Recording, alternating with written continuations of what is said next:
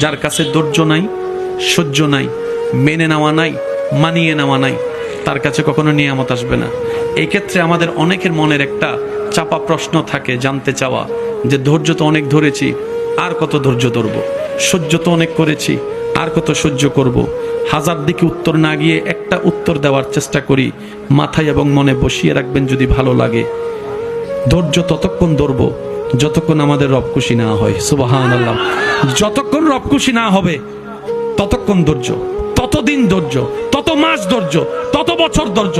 কারণ আল্লাহ তাআলা জানেন কখন নিয়ামত দিলে আমাদের জন্য ভালো হবে, এটা আল্লাহই ভালো জানে।